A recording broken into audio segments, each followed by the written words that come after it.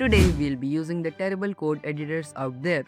From PDF, the document viewer, to YouTube, the site where you are watching this video right now. And at the end, we'll rank each code editor from best to absolutely unusable.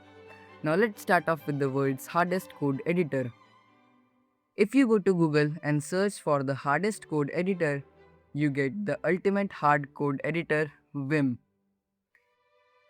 So let's go to vim.org, the official Vim website. And this website is ancient.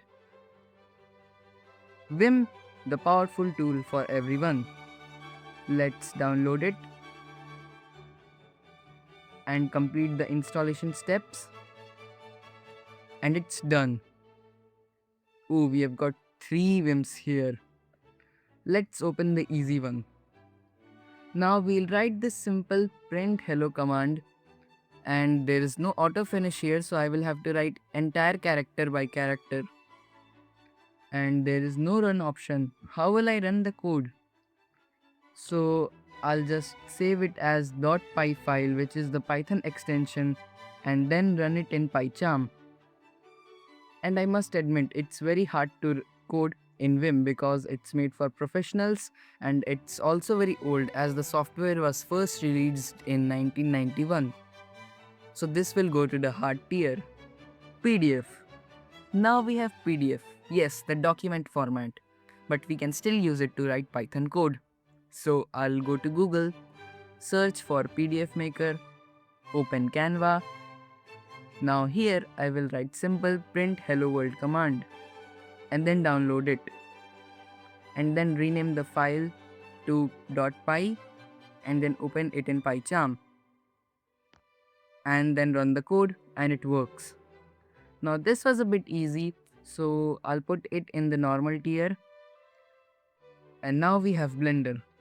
Now if you know Blender, it is a 3D animation software, so you might think how can it run Python?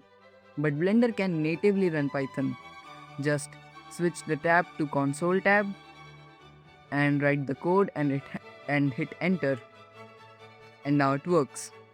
This is because Blender was developed using Python and it has still the Python module within it.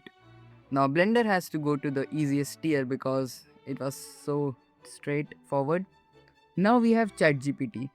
Yes, now if you go to ChatGPT and search for Python code, you will get a Python sandbox where you can write code like this.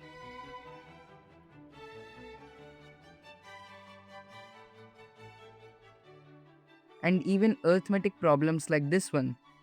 And ChatGPT is also very good, so I will also put it in the easiest tier. Now it's time for YouTube. Yes, the place where you are watching this video right now. Just search for any video of your choice, go to the comment section, type the Python command, screenshot it and add it in the PyCharm. And boom, it works. And I will add it to the normal tier. Photoshop. Next up, Photoshop. I'll use Photopea because it's free and both are essentially the same. So I'll open the project in Photopea and create a new project.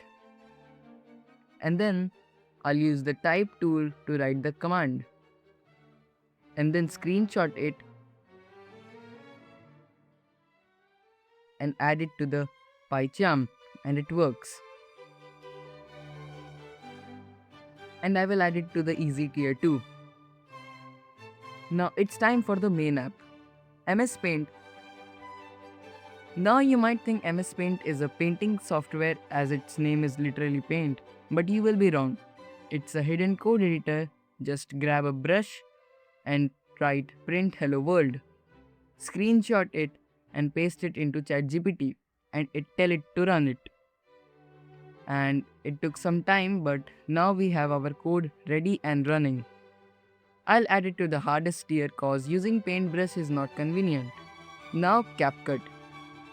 It's time for CapCut. Yeah, the video editing software that I'm using right now.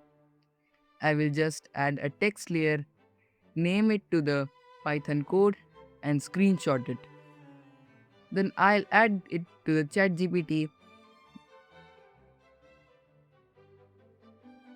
Now the downside of this is because If you want to write multiple lines of code, you will have to write different text layers. So I will add it to the mild layer. So this is the final ranking. And I think this was a fun experiment. And let me know if you wanna see another part of this, or you know other ways to run code in weird apps. And yeah, YouTube is recommending you another video to watch. Go see it and I'll meet you there. Bye.